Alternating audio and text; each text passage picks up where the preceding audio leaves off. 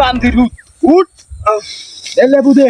ভাই বিশ্বাস করেন আমার কাছে একটা লেবু ছিল, ওটা তো আপনি নিয়ে নিয়েছেন, আমার কাছে আর লেবু নাই। চুপ, একদম মিথ্যা কথা বলবি না, আমি তোর পকেট চেক করতেছি।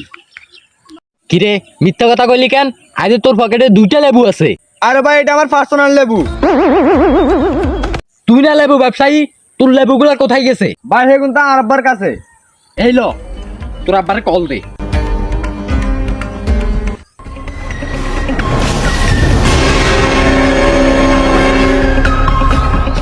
হ্যালো, কে? আমি সাকিব মাস্তান। তো তুই সাকিব মাস্তান হইলে আর গেলে কল দিছস? আমি আপনার ছেলেটা ধরে নিয়ে আইছি। এ সাকিব মাস্তান, তুই আমার ছেলের গায়ে একটা টুমাও দিবি না।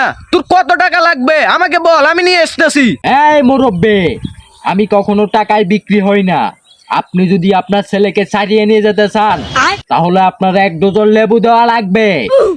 এ সাকিব মাস্তান, তুই আমার ধন সম্পত্তি পাবি, টাকা পয়সা পাবি, কিন্তু একটা লেবুও পাবি না। তুই আমার ছেলেকে টুকরে টুকরে করে বুড়িগঙ্গা নদীতে, পদ্মা নদীতে, যমুনা নদীতে ভাসিয়ে দে, তারপরও তোকে একটা লেবু তো দূরের কথা, লেবুর খুশিও দিমু না। বাবু রে, তোমার আব্বু তো একটা খাইছ না। এই 50 টাকা যাও, রিক্সা একটা নিয়ে বাড়ি চলে যাও। হালার উত্থালার লেবুল্লাই 50 টিয়া লস।